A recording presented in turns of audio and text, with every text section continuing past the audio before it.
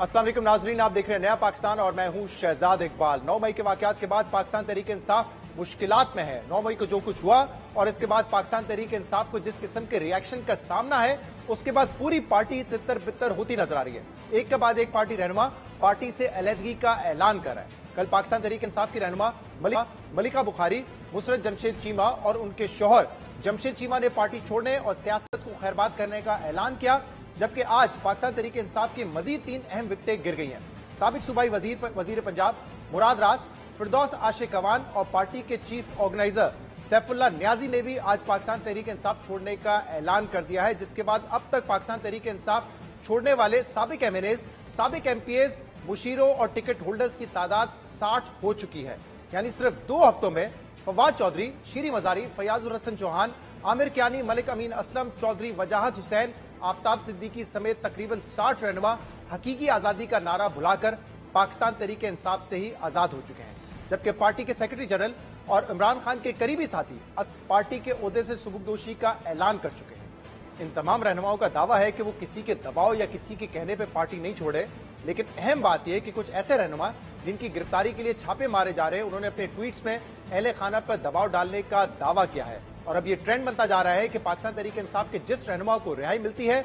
वो उसके बाद फौरी प्रेस कॉन्फ्रेंस करता है और पार्टी से अलहदगी का ऐलान करता है, और जो रहनुमा पार्टी नहीं छोड़ता उसे जमानत मिलने के बावजूद दोबारा गिरफ्तार कर लिया जाता है, जिसमें शाह महमूद कुरैशी, यास्मीन राशिद, एजाज चौधरी, मियां महमूद रशीद और उमर सरफराज चीमा समेत दीगर रहनुमा शामिल हैं, जिन्होंने अभी तक पार्टी छोड़ने का ऐलान नहीं किया है, इसलिए उन्हें दोबारा गिरफ्तार कर लिया गया है। और अहम बात यह कि पाकिस्तान तहरीक इंसाफ के रहनुमाओं को तो पार्टी छोड़कर रिहाई का ऑप्शन दिया जा रहा है, मगर 9 मई के वाकयात में मुबैना तौर पर मुलविस आम कारकुनान के मुकदमात इंसदाद दहशतगर्दी की अदालत और फौजी अदालतों में चलाए जा रहे हैं। वजीर दाखिला राना सनाउल्लाह ने आज इन केसेस की तफसीलात सामने रखते हुए बताया है कि अब तक 9 मई के वाकयात से मुतालिक 499 मुकदमात दर्ज किए जा चुके हैं, जिनमें से 6 मुकदमात में नामजद 33 मुल्जिमान का ट्रायल मिलिट्री कोर्ट्स में किया जाएगा। राना सनाउल्लाह ने यह भी कहा है कि इमरान खान का ट्रायल भी मिलिट्री कोर्ट के जुमरे में आता है। हसास तनसीबात मौजूद हैं जो मुल्क के दिफा से मुतल्लक है, उसमें जो ट्रेस पास करे उसके अंदर दाखिल हो या किसी को दाखिल करने की तरगीब दे, तो वो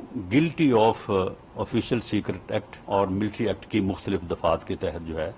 वो काबिले मुआखजा है। क्या पाकिस्तान तहरीक इंसाफ के जो चेयरमैन हैं इमरान खान, उनका आर्मी एक्ट के तहत ट्रायल जो है वो किया जाएगा? ये आदमी जो है ये इस फितने की सियासत का आर्किटेक्ट है, इसके बगैर ये सारा हो नहीं सकता था।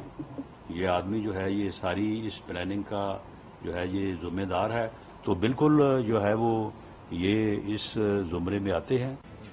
वजीर दाखिला राना सनाउल्लाह कह रहे थे कि सिर्फ अस्करी तनसीबात के करीब आने वाले और उन पर हमला करने वालों का मिलिट्री ट्रायल होगा, और साथ ये भी कह रहे थे कि इमरान खान भी मिलिट्री कोर्ट के जुमरे में आते हैं। जिसके बाद सवाल यह पैदा होता है कि हुकूमत के पास ऐसे कौन से शवाहिद हैं जिसकी बुनियाद पर इमरान खान का ट्रायल भी मिलिट्री कोर्ट में हो सकता है। 9 मई के वाकयात के बाद हुकूमत इस वक्त फ्रंट फुट पे है, जबकि पाकिस्तान तहरीक इंसाफ बैक फुट पे है। पाकिस्तान तहरीक इंसाफ के रहनुमा प्रेस कॉन्फ्रेंस करके पार्टी छोड़ने का ऐलान कर रहे हैं, मगर पाकिस्तान तहरीक इंसाफ रहनुमा फारूक हबीब ने आज अपने वीडियो बयान में पार्टी छोड़ने के बजाय ये दावा किया है कि इन इकदाम से तहरीक इंसाफ खत्म नहीं होगी। जो समझते हैं कि पीटीआई एमक्यूएम है, एमक्यूएम नहीं है, ये मासेस की पार्टी, इसकी अपील, इसकी रीच, इसका नजरिया मासेस के अंदर मौजूद है। जिस किस्म के इकदाम करके लोगों के अंदर गमो गुस्से को बढ़ा रहे हैं, 9 मई की आड़ के अंदर जिस किस्म का मैं समझता हूं खिलाफ वर्जियां हो रही हैं, इसका सिलसिला रुकना चाहिए। जो सियासी कैदी हैं उनके साथ नारवा सलूक बंद होना चाहिए। उम्मीद करता हूं कि मेरी ये जो बात है, इस बात के ऊपर इसको सुना जाएगा। ठंडे दिल से मुल्क के जो मुफाद है उसको सामने रखते हुए मुल्क में नए इंतखाबात की तरफ जो है वो पेशरफ्त हो। फारूक हबीब कह रहे थे कि ठंडे दिल से फैसले करने की जरूरत है। मजीद बात करेंगे, जिसके लिए ज्वाइन किया है नून लीग के सीनियर रहनुमा और पाकिस्तान के वजीर दाखिला राना सनाउल्लाह ने। राना साहब बहुत बहुत शुक्रिया वक्त देने के लिए। राना साहब, बहुत सारे मामला है जो आपसे डिस्कस करने हैं, लेकिन आज आपने कहा कि इमरान खान का केस भी जो है वो मिलिट्री कोर्ट के जुमरे में आता है, और अब से कुछ देर पहले मरीम नवाज साहबा ने यह कहा है कि इंफॉर्मेशन की बुनियाद पर बता रही हूं कि इमरान खान पाक फौज के खिलाफ मुसल्ला बगावत कर रहा था। सारी साजिश जो है दहशतगर्दी की वो जमान पार्क में बनाई गई। ये बहुत बड़ा इल्जाम है कि मुसल्ला अफवाज के खिलाफ बगावत कर रहे थे इमरान खान, और मरीम नवाज कह रही है कि उनके पास इंफॉर्मेशन है इस लिहाज से نہیں دیکھیں شہزاد صاحب، جو یعنی ایکٹ سامنے آئے ہیں، جس طرح سے دفاعی تنصیبات کے اوپر جو ہے وہ ٹریس پاس ہوا ہے، جس طرح سے وہاں پہ ڈیمیج کیا گیا، چیزیں اٹھائی گئیں، چیزیں جلائی گئیں، تو اس میں جو ہے وہ اور حملہ کس طرح سے ہوتا ہے؟ یعنی ایسا ایریا جو پروہیبٹڈ ایریا ڈکلیئر ہو انڈر آرمی ایکٹ، اس میں اگر کوئی بندہ ٹریس پاس کر کے جاتا ہے اور جا کے وہاں پہ جو ہے وہ دفاعی تنصیبات کو نقصان پہنچاتا ہے، تو یہ ایک مسلح بغاوت ہے، اور جب آرمی کی حدود میں ایریا میں جا کے داخل ہوتا ہے تو یہ آرمی کے اوپر حملے کے مترادف ہے۔ یہ ایکٹ جو انہوں نے کیے ہیں، جس کے اوپر 7 مقدمات ہیں، 3 پنجاب میں اور 4 KPK میں، اس میں تو یہ چیز بالکل بڑی وضاحت کے ساتھ ہے، اور اس کے ثبوت جو ہے وہ موجود ہیں، اور یہ سارا فتنہ، یہ ساری بغاوت، یہ ساری نفرت ان ذہنوں میں جو ہے وہ عمران خان نے بڑی محنت سے انجیکٹ کی ہے۔ یہ 2014 سے اب تک 10 سال ہو گئے ہیں بالعموم، اور یہ پورا 1 سال اس نے بڑی محنت کی ہے قوم کو گمراہ کرنے، ایک جتھا بندی کرنے، اور ان لوگوں کو مسلح کرنے، اور ان لوگوں کو اس بات پہ اوپر ابھارنے کہ وہ جو ہے وہ فوج کے